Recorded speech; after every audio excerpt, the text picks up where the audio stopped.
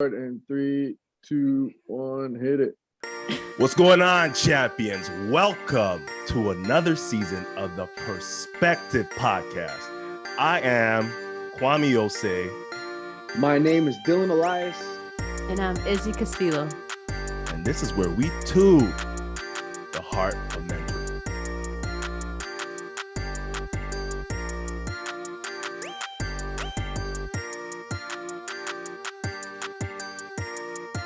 You see, season 1 was just about us, kind of chopping it up for you all to get to know us, sharing our perspectives, having conversations. And in season 2, we brought in champions, adults that were making an impact in this world. Adults, no matter what had happened in the past, decided to give back to the youth. Now, season 3, right now, season 3, we're bringing you the youth. We're bringing you the young adults who we have had interactions with in the past, who we see as champions of today, giving back. Welcome to season 3 of the Perspective Podcast. Let's go.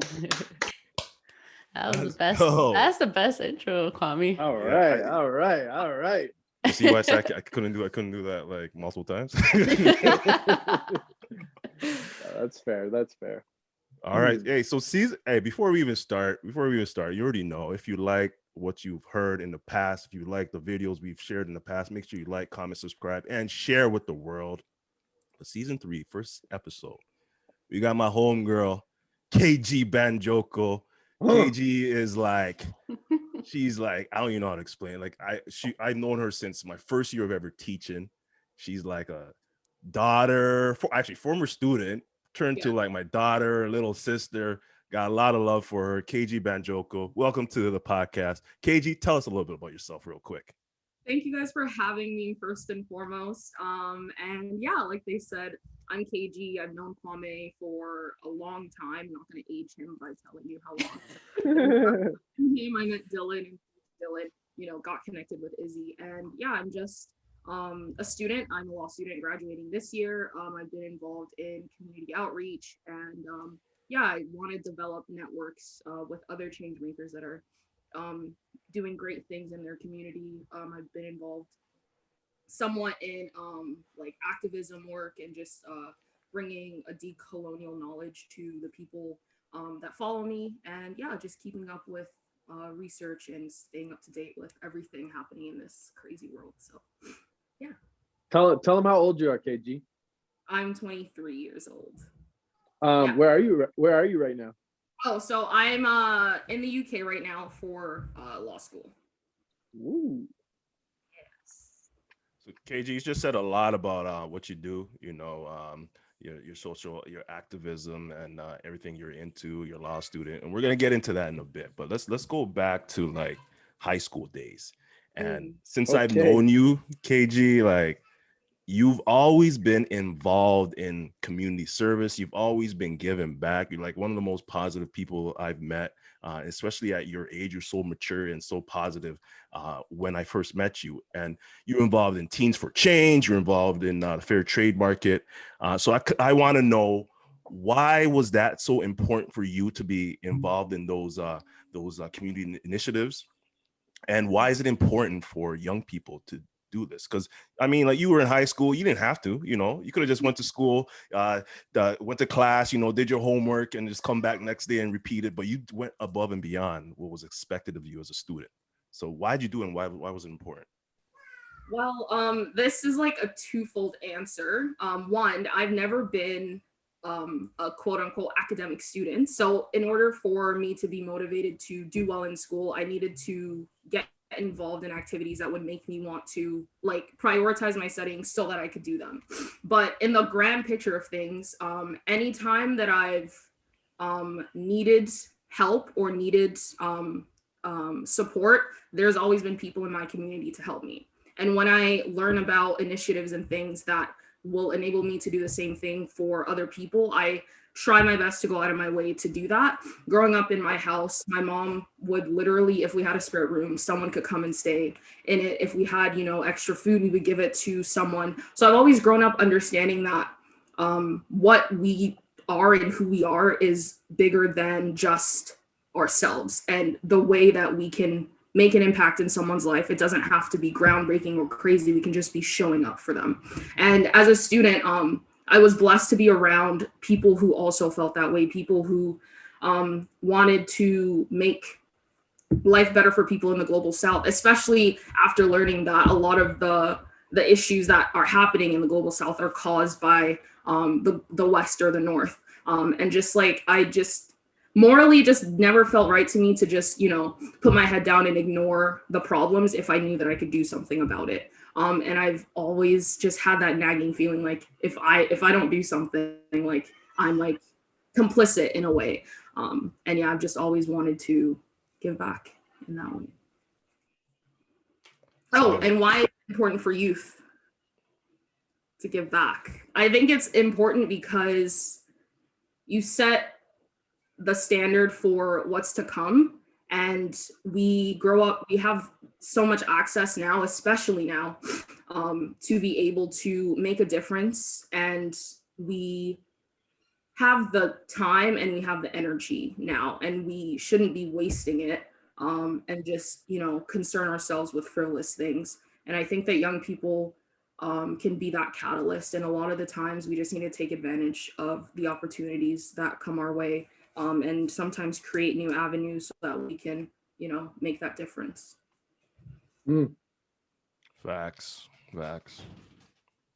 That's a powerful answer right there. For youth, by youth there.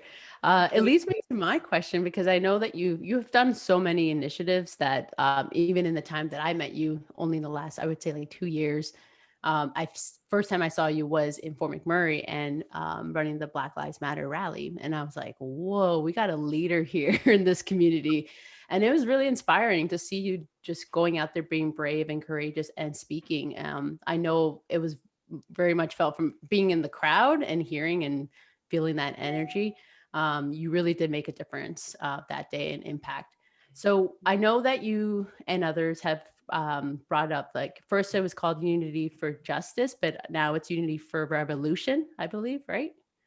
Yes. Yeah. Can you tell us about what has been the impact since that has been launched, and what have you seen and that you're proud of, knowing that that's still a platform that's for youth and by youth? Mm-hmm. So I think the biggest impact is just the networks that we've built. We've been able to connect with people in Edmonton and the Calgary area, and just continue working to educate a lot of people. We launched a website where we put up like articles about, you know, the water crisis on reserves, and talking about how Black Lives Matter connects to the NSARS movement in Nigeria, and just kind of bringing the issues that we touched upon from the Black Lives Matter March, and kind of creating a global perspective so that we understand that these things are not isolated bubbles of action, that it's connected to a larger system of, you know, imperialism and state-sanctioned violence. And I think the biggest impact is just having people connect and say, like, this gave me a new perspective, or I'm gonna, you know, start reading this book and I'm going to have these conversations with my family, or people reaching out and saying, like my friend, after she like sent me an email that she sent to her entire family talking about how like she was addressing like the microaggressions and stuff that she's faced. I think just like putting little seeds in people's minds to like empower them and encourage them to have the information and then be able to use that information.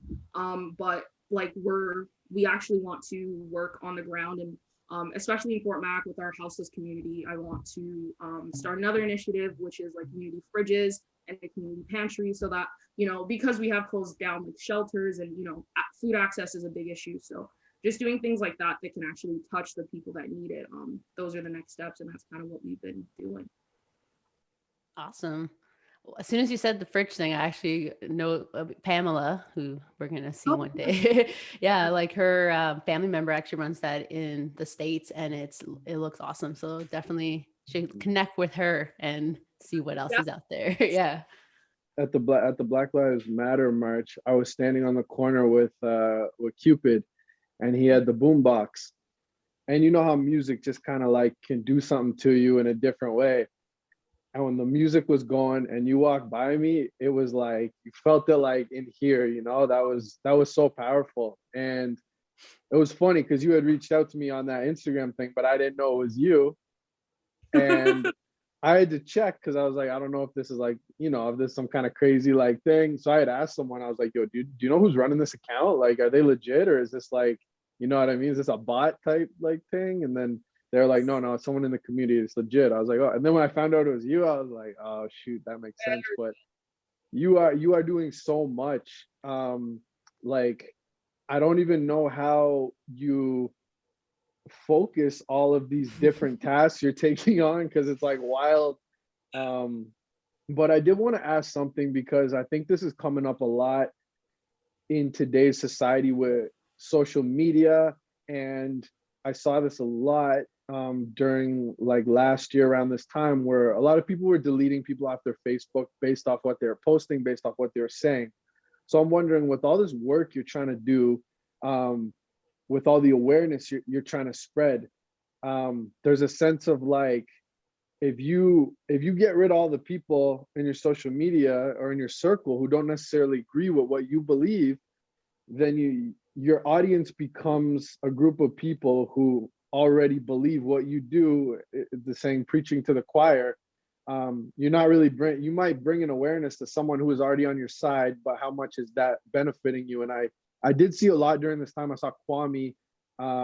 He was probably the one that I like saw the most doing the good work on Facebook, responding to comments, and like, and comments that were just like, bro, I don't even know like how you like, you know what I mean? But he took the time to actually like try to do it right and try to help that person see a different side without just being like, yo, you racist idiot, like that. You know what I mean? He tried to like actually like, okay, let's go through this together.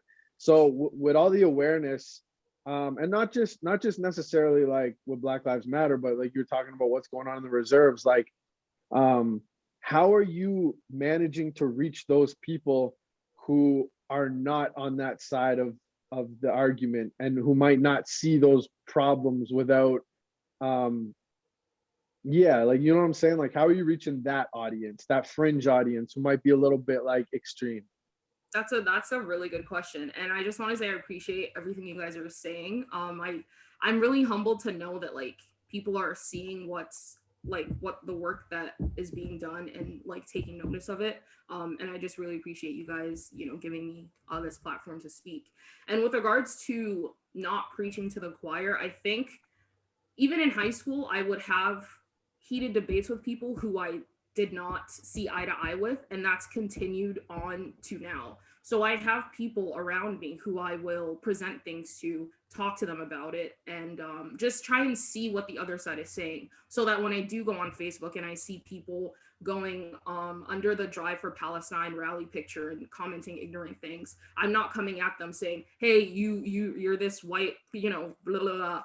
I'm like, do you understand that there's a historical reason why these things are happening? It's not just an emotional reaction. We have to bring them the facts, because the facts speak for themselves. And I'm not here to just, argue or put up information that everyone already knows and accepts and digests. I have people who actively unfollow me when I talk about, racism and things like that. And that's hard, but I know that there are people who feel conviction, and who, even though they don't agree with it, they will try to understand. And they have been, consistently, like, I have conversations with people that are like, I'm struggling to understand why, everyone is not attacking white people, but making it so, like, putting so much on their shoulders. And, rather than saying, I don't have time to explain this to you, I take the time and I say, this is why this is happening. And just understanding that everyone is not where I am or where you are on their educational or decolonial journey, and just approaching it always from a place of love. Like, I'm not trying to be angry at everyone who doesn't agree with me. It's just when that language they're using is dehumanizing or something like that, it still has to be from a place of love and a place of understanding that this person doesn't have access to this information, so you need to give it to them. And how I do that is, if I post something on Facebook and I know that there are people in my family or people in my friends list who don't agree with it, I'm open to having that conversation. And I think that they know that, and I think that I've been able to have those conversations, thankfully. And I never want it to be a thing where I'm preaching to the choir like that. So I think just like being aware and just making it clear that like I'm open to dialogue, but not open to the point where I'm gonna allow myself to be disrespected. Mm-hmm. Yeah, that's powerful. I think like putting yourself out there in that way, you're gonna have to, like, that's not for everybody, and that's not expected of everybody, to deal with certain people. But for you to be a certain voice and for you to hold a certain platform, you're gonna have to accept that that comes with part of it. So I'm glad to hear what you just said about that. Awesome. KG, have you been able to like maintain those relationships? Like you said, like when you post something that somebody in your family or in your friend circle may think the opposite or may be opposed to. When you had that dialogue, after that, were you able to still maintain your relationship, the same relationship that you had prior to, or had things kind of changed? Like, do you hear from them a little bit less? Like, is there a little bit like low key like tension? Kind of curious. I think that for me, I'm an anxious person, so I always think that there's always tension. But after having a discussion with someone this past summer about the after effects of colonialism and them thinking that it wasn't necessarily a negative occurrence, I just had a moment of like I gave them the facts, took the time to step back, and then we've worked towards an understanding that works for the both of us. And I think it's hard, especially in those instances where someone doesn't want to learn or doesn't want to do better. That's when it becomes a thing of, okay, then I'm not really sure if we can continue this relationship, because if we're not growing or growing together, then it's not feasible. But I've had other friendships where they've come and they've not understood, or they've been like questioning things, and we've been able to reach an understanding, and continue to grow together. So it honestly just depends on how the person approaches the situation and how they view it, because at the end of the day, there's just growth is important, and that's necessary for the people that I want to have in my life. But I don't think I've necessarily lost anyone for good. It's just a matter of readjusting our relationship. You talked about growth a lot there, and I know that you're involved in doing those things, and I'm sure that in those times, growing together as a community is a big part of it. But you leading a lot of those initiatives, what are you doing to ensure that you continue to grow and develop as a leader? Because I know that that is a big process in this journey. And how do you do that? I keep people around me that intimidate me with their knowledge and their brilliance. I like that. That That one. Oh, this, and like, because knowing a lot about issues in the Black Lives Matter and things like that, but not necessarily knowing things about trans rights or about Asian or South Asian issues and things like that. Just keeping a diverse group of people around me who are also striving to be their best, and using my free time to like soak up what I can, because what like is posted on Instagram is literally just a snapshot of what I read or what I see and things like that, and just every day just trying to learn a little more. And I like to be around people that intimidate me, essentially. That's good though, because then like kind of when Dylan was speaking about like the people in your platforms that might be more gravitated towards the same message and same drive to make a difference in that area.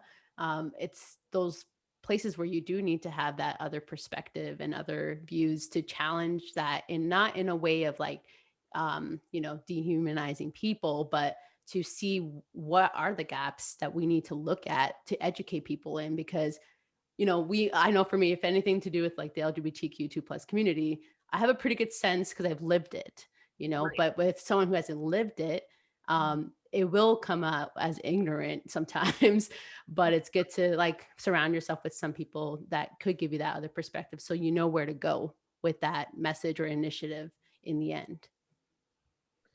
50 Cent, remember in Hustle Harder, Hustle Smarter, 50 Cent said, if I'm the smartest person in the room, I'm in the wrong room. Facts. Okay, speaking of 50 Cent, now that we're on music, so I knew you a long Curtis, time. is his name Curtis? Curtis Jackson.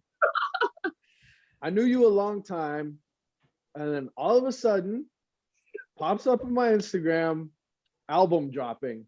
And I was like, what? Actually, I just sent KG like this recently this week because my Spotify collect like did the whole review of what is my year and all that kind of stuff, and she actually popped up as my top 3 in the list as my rising sign. Okay. No, that's mad. Like the idea that other people are listening is so wild to me. Yo, I remember like, well, remember you gave me early access. I was so grateful for that because I was like, you gave a little sample and I was like, nah, I need to hear that full thing. That was the first song my dog ever heard too, Tumbleweeds. So I wanted to ask about like, take us through this secret life that you were living and then all of a sudden deciding to go public with it. And maybe can you just talk a little bit about that first track, Tumbleweeds, that you decided to put out to the world? Like why that one and why share this with the world? It's a pretty personal like album, you know what I'm saying? It is. And so I like in church, I was always singing, and moving here to the UK, my first year got connected with my roommate's partner who like made music with his friends throughout high school. And we would just sit around. I I wanted to rap at first, actually. I was like, I'm gonna be Lauryn Hill, I'm gonna be rapping it. I could not rap like that. And so yeah, just like being with them, learning how to record music and things like that. And then going back home, taking a year out of school, and then COVID happened. And so I was just in my room listening to music, making music. I bought a mic, I got an interface, and then I started to take it a bit more seriously. And through the summer, just like developing my voice, kind of seeing where my sound was going, I would share stuff on like my close friends like story and stuff, just to like see if people also thought it was good, because I've always been hesitant to share something if I did not think it was good enough. And so I wouldn't go out and be like, yo, I'm a singer, if I didn't think that it was good enough to be heard. And so we made the album once I got back to the UK in the month of November. During that lockdown, I literally came to their house and we just chilled for that. Well, not chilled because I was studying, mom. And we wrote and recorded everything that November, and then through January to March, it was being mixed and mastered. And it's really just about relationships, and being a Pisces, I'm very like romantic and romantic. You see Izzy's face just light up. My partner's a Pisces, and so you know. I get you. And it was just like, it's very vulnerable, because sometimes I would wonder, like, am I saying too much? Am I doing too much? And the people that I was recording with would be like, no, this is your space to say whatever. And it's kind of just a different feeling of freedom to, you know, standing up to white power and things like that. But like, you know, just being open and letting that guard down that no one really sees that often or sees that side. And so that was like the biggest hurdle, just being okay with saying those things in that space with my voice, knowing that people would hear it and know that this is me talking, you know. And yeah, Tumbleweed was just, I was seeing someone, and the wall, like, it was a relationship that felt safe, and I was able to let the walls come, you know, tumbling down and down and down. And yeah, so that's what that song's really about. And I'm just happy that people are enjoying it and that, you know, they connect to it in that way.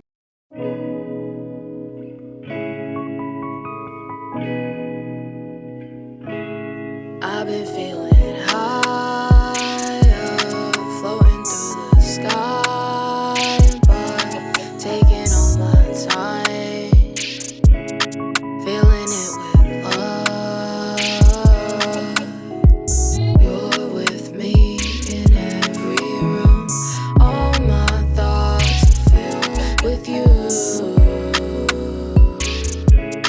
slow down the clock and just stop, and just stop. You got me right where you want me. I need you to feel you all on me. Push for it, go further. This'll take the both of us.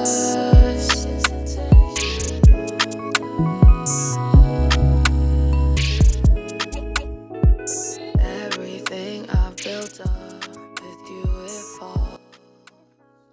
But yeah, very random. Very Yeah, it was and I love how you talked about finding your voice and vulnerability, because like that young artist like Cadence, you know, random. and we've been working together for the last 2 years, so I got to see that progression. And I think people think sometimes like you can sing or you can rap and it's just that easy. Like if you have a voice, like you can just, but there's so much more that has to go into finding that thing that makes you you. And just because you have a beautiful voice and you can sing at church doesn't necessarily mean that translates into something on record. So yeah, I was honestly like blown away by that whole project. And I appreciate your vulnerability and being able to share that, because like you said, sometimes it's like maybe you're sharing too much, but I mean, I think we all find that is like when you are able to open that part out of yourself, something special, it's more like that authenticity comes through into the headphones. And it was like, yeah, so.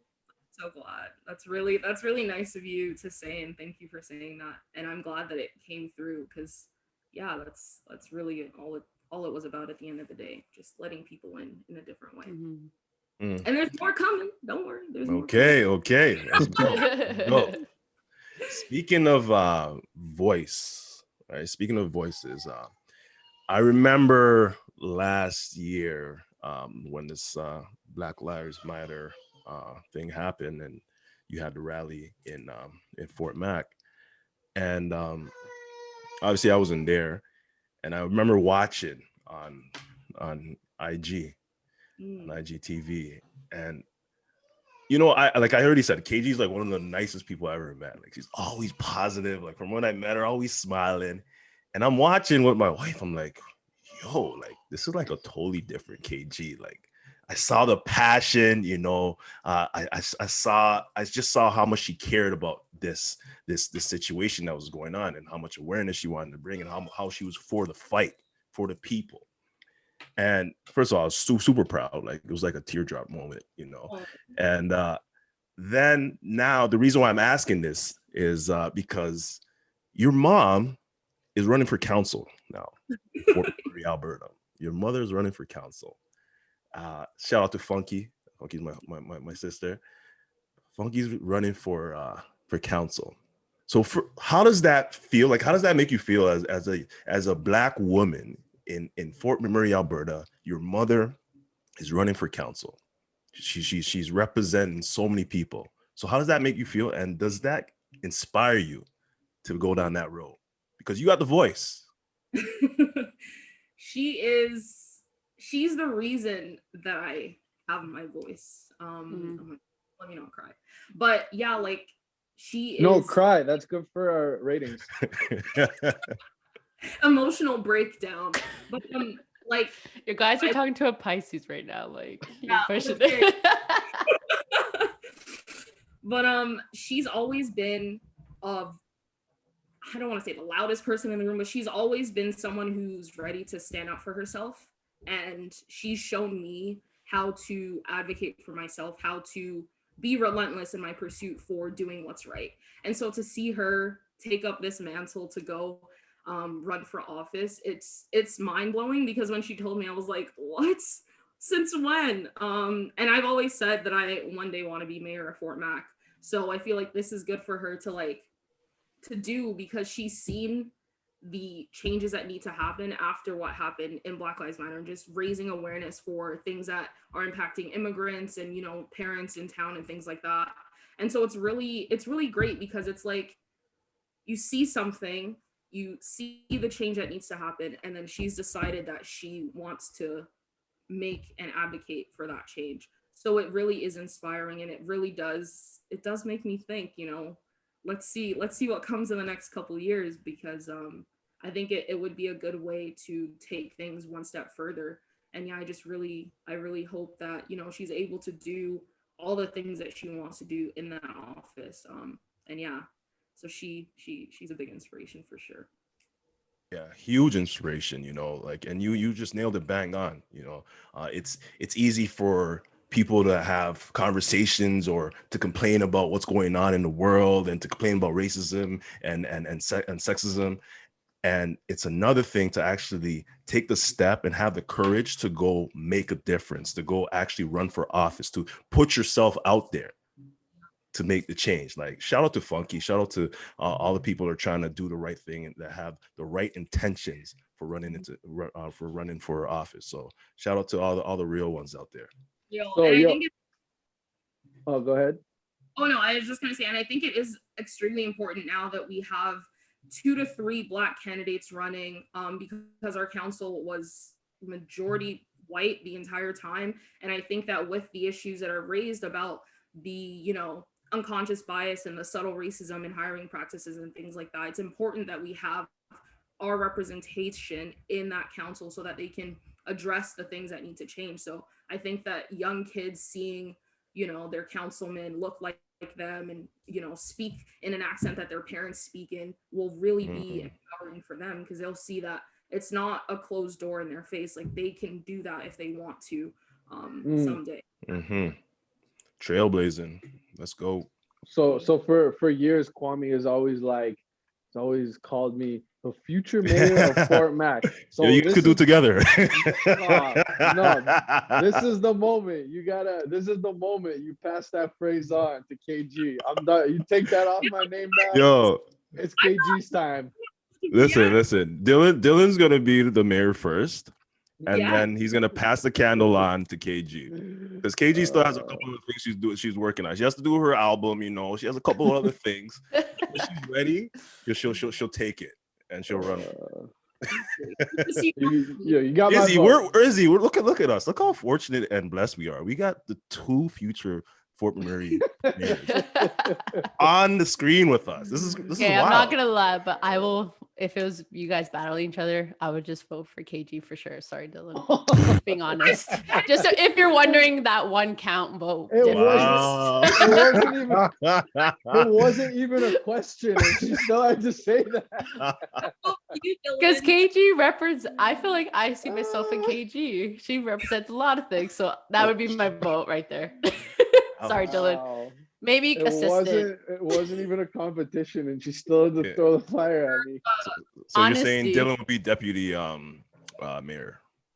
Yeah, there'll be a role for you. There'll be a role. Give me like a little side office or something. Yeah. Maybe a little badge. My name on it. That'd be nice. Flip. It's like that, Izzy. Sorry, I love you throughout. The duel. Just being honest. I have one question for you before Kwame ends it, because he does his amazing ending of questions for our guests. But no pressure. Being a young adult and seeing other youth coming up and trying to find their voice, I think the voice part, you mentioned a couple of things in finding that in music and like being vulnerable with that, and then finding that in initiatives and like driving to that. And that could be a pretty scary thing to do, because you're putting yourself out there. Maybe the fear might be that people are not going to receive it well, and then other things that come up with that, just being a representation and a voice in a community that may not be representing you. So what would be your advice for like youth who are trying to, they want to be able to be as involved, but feeling kind of like hesitant due to the other things that come with that, being a voice and finding your voice? 2 things. I think first, that feeling of hesitation and maybe, not being sure if, this statement will isolate you from people. I don't think that ever really goes away. Before I post certain things, I always think there's always going to be someone who is taken aback by what you say. And I think what makes people great or what makes them dope is because they do it anyway. You have to understand that even that hesitation is a privilege in itself. Yeah. And so you need to use that privilege Yeah. and speak for people who don't necessarily have that platform. And then secondly, it helps you find a community of people that will support you. And, you know, if that's not the people in your real life, there's an online community of people who are there for you and who will, you know, send you a message of support and be there and like your posts and things like that. And I think that surrounding yourself with people who what's the word, who reiterate or, you know, give you the same energy that you're putting out there of wanting to be a voice or be a catalyst for change, I think is really important, because it can be very lonely, very isolating, feeling like, you know, there aren't people around you who agree with you or who feel the same things. But if you know that, you know, you have 2 or 3 people who you can talk to about it, you can say, hey, like, this is really freaking me out, and then they can support you and say, no, don't even worry about that. There's always gonna be something that people can say about you, but you're good for saying it anyway. And, you know, I think definitely building that support outside and then inside as well. You have to be able to talk yourself up, because sometimes this work is very isolating. And yeah, that's what I would say. I just quickly Googled the word reiterate, and it is a word. And it made sense. Learned something new today. She's like, what's the word? I was like, yo, did you just make that word up? Nope. Thanks, KG, for that. Yeah, I think it's good to hear that, because I think sometimes people might glorify it as this, like, you have power and you're like, people love you because they're seeing you, but there is that other side that comes with a lot of things that people don't talk about, and what to do when you do feel that. So thanks for sharing that for anyone that's thinking, you know, feeling that inside of them, like they want to be more vocal about it and know like what to do if you do get there. So KG. Sir. So what'd you call me? Yes, sir. Stop it. Stop it. So you are what, 23 years old, right? Oh no, I'm 24. Sorry, I forgot.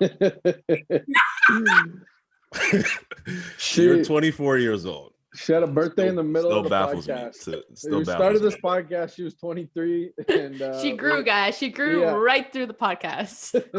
I got to the point where I don't even want to know my former students' ages, or even like when my little sister is, she's like in her 20s now. Not Jessica, my other sister, and I like every birthday. I don't even want to know how old she is anymore. It just makes me feel older. But you are 24. Mm-hmm. To some, that may be old. To some, that may be young. But high school was about, 7 years ago for you, 8 years ago, something like that. And high school is a time where a lot of people go through so many different changes, so many different emotions. You may think you know everything in the world when you really don't. So if you can go back to, let's say, grade 10 KG, what would you tell that person? If you could have a conversation with grade 10 KG, what would you tell that person? That's the first part of my question. I actually have 2 parts. What would you tell that person? And the second part was, if you could be the parent of grade 10 KG, what advice would you give that grade 10 KG? What would you say to grade 10 KG if you could be the parent when you went through the hard times? Yeah. How would you parent? Wow. Grade You gotta start practicing. You gotta start practicing, right? Second year in Fort Mac. I don't even know what I was concerned myself with. But I think I would say to myself,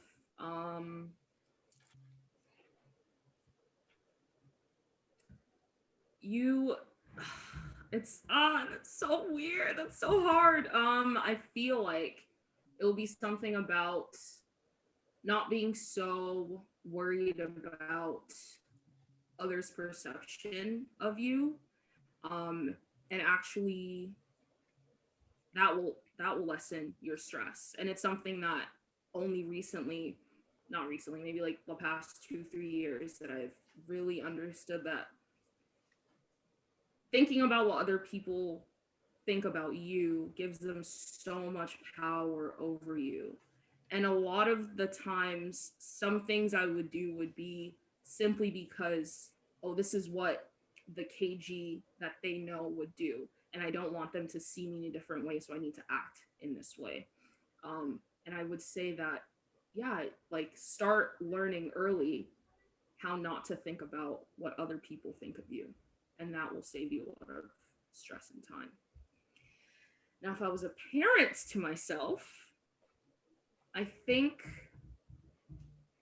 I would just say, I would say to the parents that they should just give them room and space to just be them. Don't necessarily compare them to every other person around them, and appreciate who they are as they are, because it's not going to change no matter the insistence. And I think that the expectation that your kid is going to be just like you is what is the frustrating part about it, because when it doesn't happen, then it's like that's a problem. But I think just appreciating the kid for who they are is really important. Yeah. Wow. Great answers. Great answers.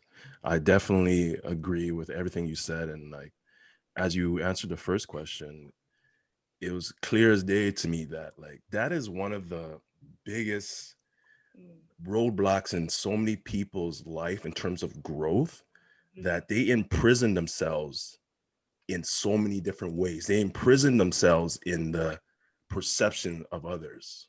They imprison themselves in their own perception of what they used to be, so that they're afraid to grow because they're so used to their past self. And like, hey, break the chains. We got to break the chains. We got to grow. Got to expose ourselves to new things. Put yourself And out there. a quick point on that. I just heard something the other day that just made me think of it. But you're living in a world where you don't actually always know what the other people are thinking. So you're imagining what they're thinking of what you, it's like you're doing this whole thing, and it's weird and unnecessary, but we all do it, and it's so funny. I think Jay Shetty said it. He's like, I am not what I think I am. I am not what you think I am. I am what you think I am. Whoa. You should read the book like a monk. You should read the book. It's really good. I read it. Yeah, it's so good. Yeah. Bruh. So good. All right. KG, thank you so much for spending your time with us on this Saturday afternoon. You know, you had your issues with the train tracks. I don't know what happened at train tracks in UK. I don't know what's going on out there, but you know what? You powered your way and you made it here to have this conversation with us. And you definitely shared your light, shared your perspectives with the world. And we appreciate you for this opportunity and this moment that we've all had just to communicate and talk, you know, and it's greatly appreciated. So we appreciate you on that. And if you liked everything you heard today, I really hope you took some notes, but I also hope you like, comment, share, and subscribe. And share with the world. Go hit KG up on our socials. Where you at? What's your handles?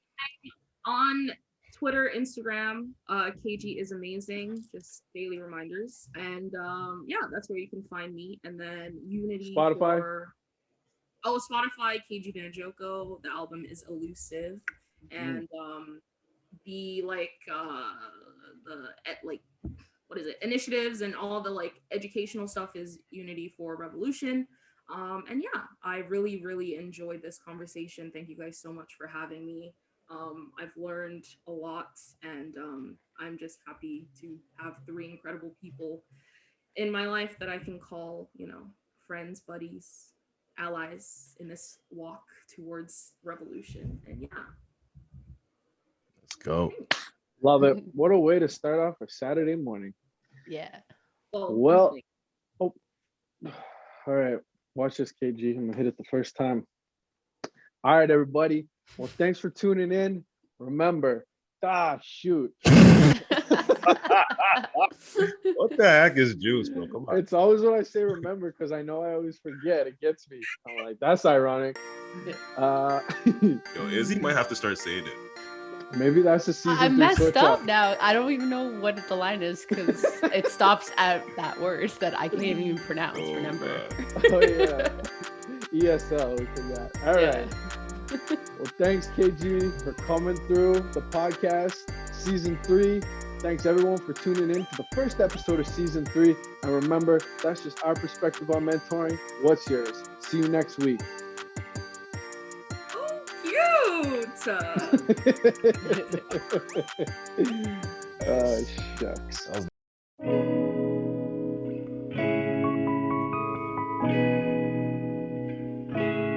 I've been feeling higher, floating through the sky, but taking all my time, filling it with love.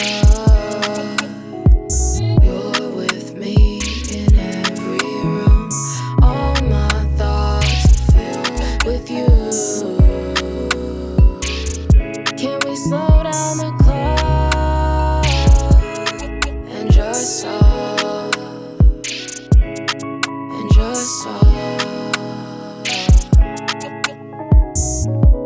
You got me right where you want me. I need you to feel you all on me. Push for it, go further. This'll take the both of us.